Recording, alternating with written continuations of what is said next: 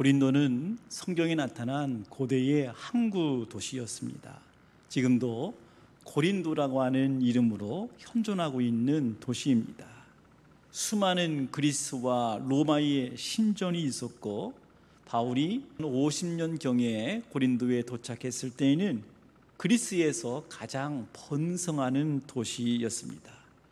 시내가 내다보이는 높은 산 정상에는 사랑의 여신이라 불리는 아프로디테 신전이 우뚝 서 있었는데, 거기에 1000명의 여사제들이 상주하면서 매춘 행위를 했다고 전해집니다. 고린도인처럼 산다는 말은 방탕하며 산다는 말의 의미였습니다. 그런데 그곳에 하나님의 교회가 세워졌습니다.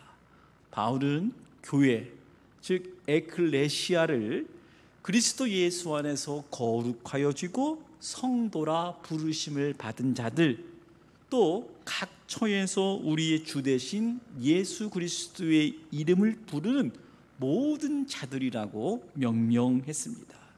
그들이 몇 명씩 모여서 예배를 드렸던 가정교회 중에서 가이오의 집이 가장 큰 모임이었던 것 같고, 총 고린도 교인의 수가 약 50명쯤 되었을 것이다 추측을 하고 있습니다. 바울은 제2차 전도 여행 중에 고린도에 도착을 해서 다른 지역에 비해서는 비교적 오랜 기간이라 할 수 있는 1년 6개월을 머물면서 복음을 전했습니다. 바울은 거기에서 환상 가운데 주의 음성을 듣습니다. 내가 너와 함께 있을 것이다. 아무도 너를 대적하지 못할 것이다. 이 성중에는 내 백성이 참 많다는 말씀이었습니다. 그리고 마침 로마에서 추방된 브리스길라와 아굴라를 함께 만나서 복음의 동력자를 이루어서 복음을 전했습니다. 이런 상황에서 빌립보 교회의 후원금을 갖고 마게도냐로 내려온 실라와 디모데가 이 고린도에서 합류합니다. 그들과 함께 복음을 전했습니다. 바울은 제3차 전도 여행지였던 에베소에 머물면서 고린도 교회와 편지를 주고받는 목양적 관계를 유지를 했습니다. 복음 안에서 바울이 낳은 교회이기 때문에 특별한 애정을 갖고 있었던 교회였습니다. 고린도전서 5장 9절에 보면 바울이 고린도 교회에 먼저 편지를 보낸 것 같습니다. 내가 너희에게 쓴 편지에 음행하는 자들과 사귀지 말라 했다는 말씀이 나옵니다. 아마도 고린도 교회 성도들은 바울의 이 편지의 내용을 보고 세상 사람들과는 상대하지도 말라 하는 말로 오해하거나 왜곡했던 것 같아요. 그래서 바울은 5장 12절에서 이 말은 교회 밖에 있는 사람들은 하나님이 심판하지만 교회 안에 이런 사람이 있어서는 안 된다 하는 것이었음을 부연하고 있습니다. 그런데 이 편지는 소실이 되었고 발견되지 않았습니다. 우리가 함께 살펴보고자 하는 고린도 전서는 바울이 두 번째로 보낸 편지라고 할 수가 있습니다. 1장 11절에 보면 글로의 집 사람들이 바울에게 찾아와서 교회에서 일어난 일들에 대해서 사도 바울에게 들려줍니다. 그리고 고린도 교회에서 보낸 3명의 사절단이 있었습니다. 스데바나, 부도나도, 아가이고가 편지를 들고 바울에게 직접 찾아와서 구두로 묻고, 그리고 성도들이 글로 써서 보낸 편지에 대해서 바울의 입장을 전하는 내용으로 구성이 되어 있습니다. 그래서 고린도전서에서 많이 사용되어지는 문구 중에 하나는 무엇에 대하여는 이라고 하는 말입니다. 고린도전서에서 성도들이 갖고 온 문제들을 구분해 보면 교회 안에서의 분파 문제가 있었어요. 음행의 문제, 교회 안에서 일어난 사건을 가지고 세상 법정에 고소하는 문제, 결혼과 이혼 문제, 우상에게 바쳐진 재물을 먹어야 되느냐 먹지 말아야 하느냐의 문제, 공적인 예배 시간에 여자들이 너울을 써야 하느냐의 문제, 성만찬에 대해서 성령의 은사와 몸의 부활에 대해서 헌금 문제에 이르기까지 교회와 성도들의 삶에서 일어나는 다양한 문제들을 다루고 있습니다. 여러분 생각해 보세요. 여기에 언급된 문제들은 고린도 교회뿐이었겠습니까? 21세기 한국 교회만의 문제라 여겨주십니까? 구원에 있어서 이미와 아직 사이, 그 도중에 있는 교회와 세상 안에서 일어날 수 있는 문제라고 하는 것입니다. 그런데 문제를 다시 보면 대부분 이러한 문제는 구원과 생명의 문제가 아닙니다. 우리는 이러한 문제를 헬라어로 아디아포라라고 부릅니다. 이것은 아무래도 좋다, 한쪽으로 치우치지 않는 문제라고 하는 의미입니다. 바울은 고린도 교회의 문제들에 대해서 언급을 할 때 이것은 주의 명령이 아니다 하면서 개인적인 자신의 입장을 밝히고 있습니다. 그러나 바울이 기록한 그 행간 사이에 큰 맥락 안에서 바울의 심정, 예수 그리스도의 십자가 사건의 뿌리가 있음을 우리가 발견할 수가 있습니다.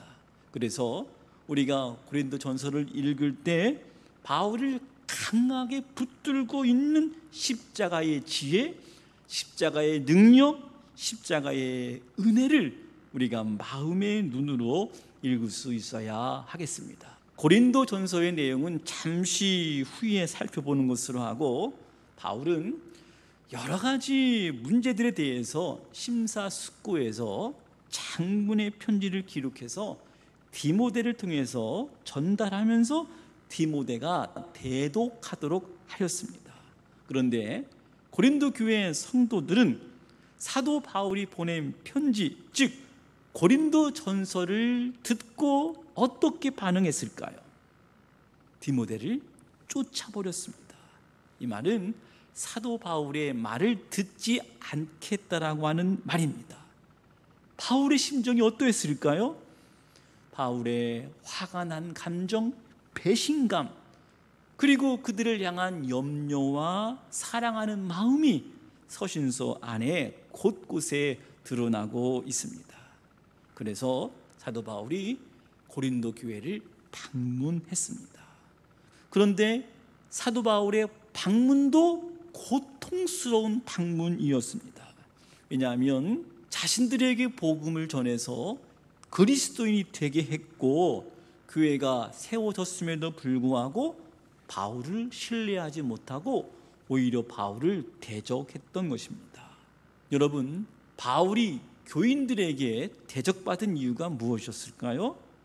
바울이 말을 바꾸어서 말했다라고 하는 것입니다. 고린도후서 2장에 보면 그때의 사도 바울이 교회를 방문하고 난 후에 그 가슴 아픈 심정을 고백하는 내용이 나타납니다. 바울은 그때 이후에 나는 너희들에게 가고 싶지 않기로 굳게 결심을 했다. 그러면서 또 하나의 편지를 썼는데 우리는 그 편지를 눈물의 편지, 비통의 편지라고 불리는 서신입니다. 이 편지에서 바울은 엄하게 꾸짖습니다. 아비가 자식을 사랑하기에 쓴 편지라 할 수가 있습니다. 이 편지를 이번에는 디도를 통해서 보냈는데 이 편지에 대한 소식을 듣기 위해서 기다리는 동안에 설상가상으로 에베소에서 폭동이 일어나서 바울을 잡겠다고 달려들었습니다. 그래서 바울은 에베소에서 피해서 마게도니아로 떠났습니다. 그런데 바울이 마게도니아로 가고자 했던 속마음은 고린도 교회에게 보낸 눈물의 편지에 대한 대답을 디도를 만나서 듣고 싶어 했던 것 같아요. 여러분, 디도를 만났을까요? 그렇습니다. 디도를 만났습니다. 디도에게 어떤 소식을 들었을까요? 바울의 눈물의 편지를 받은 고린도 교회 교인들은 잘못을 뉘우쳤다. 그리고 바울을 반대했던 자들을 치리하고 정리했다. 갈등이 해결되었다 하는 소식을 들었던 것입니다. 이러한 소식을 듣고 기쁨과 감사로 쓴 편지가 바로 고린도 후서입니다. 자, 그러면 고린도 전서의 내용을 함께 큰 숲으로 바라보십시다. 바울은 고린도에서 1년 6개월 동안 예수 그리스도의 십자가에 못 박히신 것을 전하였고, 성령의 나타나심과 능력으로 교회가 세워졌습니다. 그리고 이제 바울은 다른 도시로 떠납니다. 이후에 바울은 아볼로를 고린도 교회의 지도자로 세웠습니다. 성경은 아볼로에 대해서 언변이 좋고 성경에 능통한 자라고 하였습니다. 그런데 문제가 생겼습니다. 바울은 복음을 전함에 있어서 말은 유창하지 못했던 것 같습니다. 2장에 보면 내가 너희 가운데 거할 때에 약하고 두려워하고 힘이 떨었다 하는 고백을 합니다. 고린도후서 10장에 보면 고린도 교회의 성도들이 바울의 말은 시원치 않다 하는 그러한 말을 합니다. 반면에 바울에 비해서 아볼로는 말을 잘했습니다. 아마도 고린도 교회의 성도들은 처음에는 바울이 전해준 십자가의 복음, 그것이 매우 중요하다고 생각을 했을 것입니다. 그런데 틈이 생겼습니다. 바울과 아볼로를 비교하게 된 것입니다. 결국 교회가 바울파와 아볼로파로 나눠서 분쟁하기에 이르렀습니다. 이 문제를 해결하기 위해서 베드로가 오지 않았을까요? 그런데 베드로도 해결하지 못했습니다. 여러분 생각해 보세요. 이렇게 교회에 분파가 생기고 파당이 생기는 이유가 바울 때문이었습니까? 아볼로 때문이었을까요? 아니면 베드로가 해결을 잘못해서 그랬을까요? 물론 사도들이라고 문제가 없었겠습니까? 그러나 바울은 분명하게 지적을 합니다. 바울은 이러한 고린도 교회의 소식을 듣고 안타까운 마음으로 고린도 교회 성도들을 향해서 아비의 심정으로 말합니다. 아직 어린아이와 같고 육에 속한 자로 여기고, 이러한 분쟁과 파당은 예수 그리스도의 십자가를 헛되게 하는 것이다 전하고 있습니다. 그래서 바울은 그 해결책으로 십자가의 지혜와 능력을 아는 것이 중요함을 다시 한번 권면하고 있는 것입니다. 고린도전서 1장과 2장에 십자가에 못 박히신 예수 그리스도, 십자가의 도에 대한 메시지를 읽을 수가 있습니다. 이어서 바울은 3장에서 건축자의 비유를 들어서 설명을 합니다. 자신은 터를 닦은 사람이고 다른 이들은 터 위에 건물을 세운 사람들이다. 그러나 오직 그 터는 예수 그리스도이심을 선언한 것입니다. 그리고 너희들은 하나님의 성전임을 가르쳐 주신 것입니다. 계속해서 바울은 5장에서 너희 중에 음행이 있다는 말을 들었다, 이 문제로 전환합니다. 너희들 중에 이방인들 중에서도 안 하는 이상한 일을 하고 있다는 것이었습니다. 너희들 중에 아버지의 아내를 데리고 사는 사람들이 있다는 말이었습니다. 그런데 고린도 교회 교인들은 이러한 모습을 두고 아무렇지도 않게 관대하게 넘어가고자 하는 사람들이 있었다고 하는 것입니다. 바울은 이것을 교만이라고 불렀어요. 왜 교만이라고 했을까요? 자신들이 영적인 사람이 되었기 때문에 모든 육체적인 일로부터는 자유하게 되었다, 이렇게 생각을 하고 있었던 것입니다. 바울은 그 자랑에 대해서, 그 교만에 대해서 멈춰라, 옳지 않다라고 단언합니다. 5장 6절에서 너희가 자랑하는 것이 옳지 아니하노다. 적은 누룩이 온 덩어리에 퍼지는 것을 알지 못하느냐?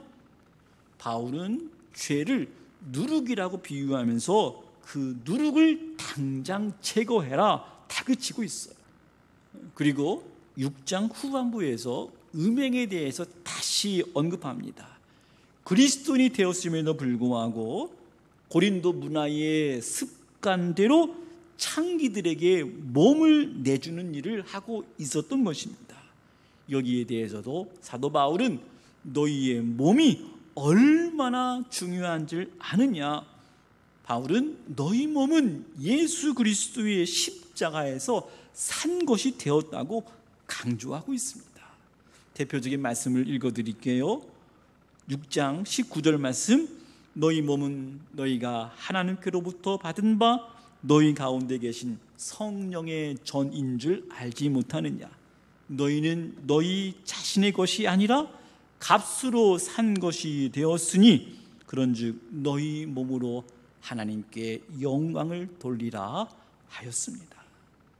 이어서 7장에서 결혼과 이혼에 대해서 언급을 하는데 바울은 결혼을 해라.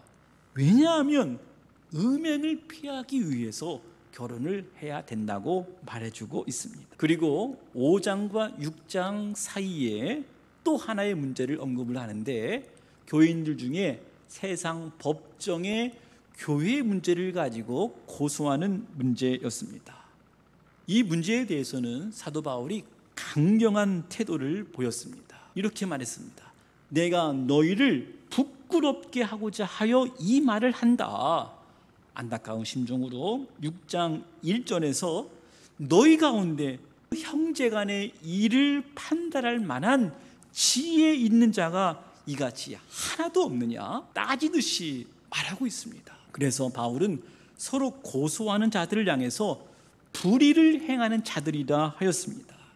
이 사람들은 하나님의 나라를 유업으로 받지 못할 자라고 목소리를 높입니다. 그래서 바울은 너희들 중에 음행하는 자가 있고 우상 숭배자가 있고 간음하는 자, 탐색하는 자, 남색하는 자들도 있지만 6장 11절에서 지금은 예수 그리스도의 이름으로 성령의 능력으로 씻음과 거룩함과 의롭다 하심을 받은 존재가 되었다. 꼭 그것을 기억하라 하는 놀라운 복음의 메시지를 전해준 것입니다. 이제 고린도 서신의 핵심부로 들어갑니다. 8장에서 11장까지 우상에게 바쳐진 고기를 먹어도 되는가에 대한 질문에 답을 합니다. 이 문제에 대해서 아디아포라의 문제를 해결하는 중요한 원칙을 우리에게 말씀을 해주고 있습니다. 여기에서 신학적인 큰 주제가 나타나는데 그리스도인의 자유에 대한 언급입니다. 이 문제에 대한 바울의 입장은 우상에 대한 확실한 지식을 근거로 양심에 거리낌 없이 우상에게 바쳐진 재물을 먹을 수 있다. 그러한 자유가 있다고 말한 것입니다. 그 지식이란 우상은 사실 아무것도 아니에요. 모든 것이 다 하나님께로 온 것이기 때문에 먹어도 된다는 것입니다. 그런데 교인들 중에 그러한 지식이 없는 사람들이 있었습니다.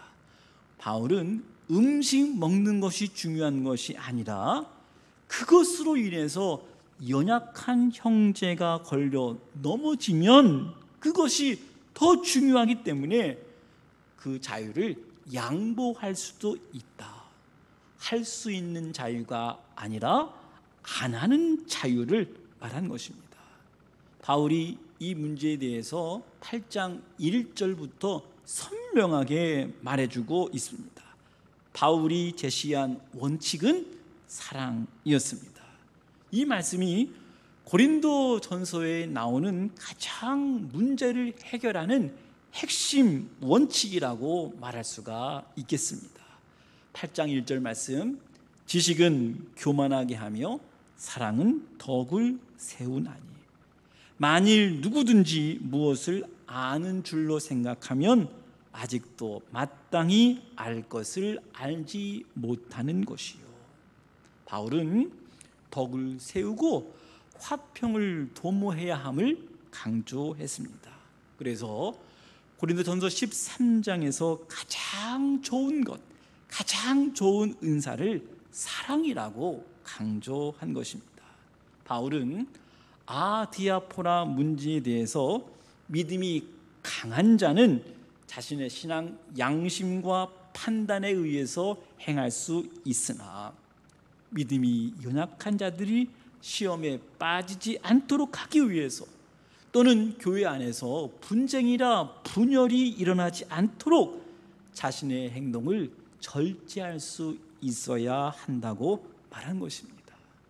그래서 사도 바울은 9장에서 자신의 이야기를 들추어내면서 나는 자유인이다, 나는 사도다, 그리고 고린도 교회를 내가 세우지 않았느냐. 그럼에도 불구하고 바울은 모든 권리를 다 포기하겠다 역설해주고 있습니다. 바울은 9장 19절에서 내가 모든 사람에게 자유로우나 스스로 모든 사람에게 종이 된 것은 더 많은 사람을 얻고자 합니다 말씀을 했습니다. 그리고 진중하게 자신을 돌아보면서 내가 내 몸을 쳐서 복종하게 함은 내가 남에게 복음을 전한 후에 나 자신이 도리어 버림받지 않을까 두렵다. 솔직한 자기의 심정을 토해내고 있습니다. 그리고 다시 10장에서 우상 숭배에 대한 문제를 언급하면서 구약에 나타난 이스라엘 역사를 다시 되짚으면서 우상 숭배의 고리를 끊으라 단호하게 말해주고 있습니다. 바울이 자신의 분명한 입장을 나열하면서 10장 23절에 아디아포라 문제에 대한 결론과 같은 말씀을 다시 강조하고 있습니다.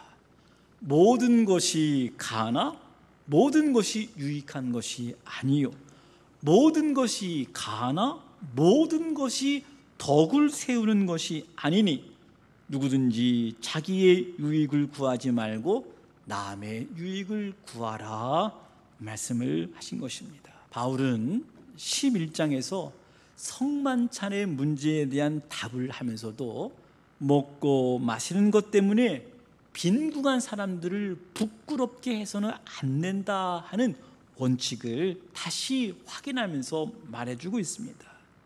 왜냐하면 당시 고린도 교회의 성찬은 예배 후에 만찬하는 모습으로 나타났는데 부유한 교인들의 식사와 가난한 성도들의 식사가 나누어지면서 늦게 온 성도들은 그 만찬에 참여하지도 못하는 일들이 일어났던 것입니다. 바울은 새 언약 대신 예수 그리스도의 몸을 먹고 마시는 동안 신자들이 한 몸임을 확인할 수 있어야 함을 성만찬 메시지를 통해서 강조해주고 있습니다. 이어서 바울은 12장에서 14장까지 은사 문제를 다루고 있어요.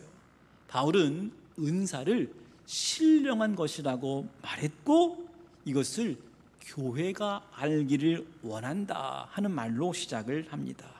성도들의 은사가 많든 적든, 큰 것이든 적은 것이든, 직분자이든 평신도이든 예수를 고백하는 자들은 모두 성령의 은혜 안에서 그리스도의 한 몸 지체가 되었음을 말씀을 한 것입니다. 바울이 강조한 것은 이 은사들로 연약한 자들을 더 존귀하게 여기고 이들이 떨어져 나가지 않도록 그들을 잘 돌보아야 한다고 말한 것입니다. 그래서 바울은 모든 그리스도인들이 믿음 생활을 할 때에 특별히 성령의 은사를 활용할 때에 한 가지 중요한 원칙을 또 다시 한번 말씀을 해주고 있는데 14장 26절 그런즉 형제들아 어찌할까 너희가 모일 때에 각각 찬송시도 있으며 가르치는 말씀도 있으며 계시도 있으며 방언도 있으며 통역함도 있나니 모든 것을 덕을 세우기 위하여 하라. 성령의 모든 은사도 다 덕을 세우기 위하여 하라 하는 말씀인 것이죠. 그래서 바울은 모든 문제의 해결 원칙, 그런즉 너희는 먹든지 마시든지 무엇을 하든지 다 하나님의 영광을 위하여 하라 하는 말씀을 전해준 것입니다. 성도 여러분, 나의 생각과 나의 판단과 나의 행동이 존귀하신 하나님을 드러내고 있는가? 무엇보다 하나님께 영광 돌리는 삶은 신앙 공동체 안에서 믿음이 여리고 약한 성도들을 배려하고 그들을 섬기는 것을 의미합니다. 내가 사람들을 정죄하지 않는 것은 사랑 때문입니다. 오늘 저와 여러분이 절제할 수 있는 것은 사랑 때문입니다. 내가 오늘 하나님의 영광을 위해서 살고 싶은 것은 내게 보여주신 조건 없는 십자가의 사랑 때문입니다. 바울이 13장에서 사랑에 대한 묘사는 십자가에서 보여주신 주님에 대한 모습이기도 합니다. 사랑은 오래 참고 사랑은 온유하며 사랑은 시기하지 아니하며 사랑은 자랑하지 아니하며 교만하지 아니하며 무례히 행하지 아니하며 자기의 유익을 구하지 아니하며 성내지 아니하며 악한 것을 생각하지 아니하며 불의를 기뻐하지 아니하며 진리와 함께 기뻐하고 모든 것을 참으며 모든 것을 믿으며 모든 것을 바라며 모든 것을 견디느니라. 바울은 마지막 16장에서 어려움에 처한 예루살렘 교회를 위한 연보를 하라 구체적인 당부를 하고 있습니다. 성경은 돈이 일만하게 뿌리가 될 수 있음을 말하지만 돈을 통해서 거룩한 사역을 감당하는 것입니다. 돈을 통해서 하나님의 영광을 드러낼 수가 있는 것입니다. 바울은 기근에 처해 있는 예루살렘 교인들을 위해서 특별한 연보를 하는 것, 그것은 마음을 모으는 것이다 하였습니다. 만몬이 우상이 된 시대, 돈을 통해서 십자가의 은혜를 보답할 수 있는 결단이 있기를 바랍니다. 사랑하는 여러분, 고린도전서를 펼쳐서 읽을 때 한 가지 경각심을 갖고 읽어야 할 것이 있습니다. 저와 여러분이 십자가의 지혜, 십자가의 능력, 십자가의 은혜를 망각하면서 살아갈 때 경쟁과 과시와 눈에 보이는 업적, 세상의 가치에 사로잡힐 때에 저와 여러분이 문제의 불씨가 될 수 있음을 깨달아야 됩니다. 목회자가 예외이겠습니까? 그 어떤 사람도 예외일 수 없습니다. 저는 고린도전서에서 탁월한 바울의 목양적 태도를 보았습니다. 바울은 고린도 교회의 모든 문제들에 대해서 참 다정하지만 확고하고 명쾌한 대답을 말해주고 있습니다. 그러나 무엇보다 예수 그리스도의 십자가에서 얻은 지혜, 미련한 것 같으나 약한 것 같으나 강한 것들을 부끄럽게 하시는 십자가의 능력, 오직 십자가만을 자랑했던 사도 바울이 복음에 대한 열정으로 보낸 사랑의 편지, 고린도전서를 한 주간 펼쳐서 읽으면서 오늘 저와 여러분의 삶 속에 교회 안에 가정 안에, 우리의 공동체 안에 얽히고 설킨 문제들이 풀어지는 놀라운 은혜가 우리 모두에게 함께 하시기를 주님의 이름으로 간절히 축원합니다.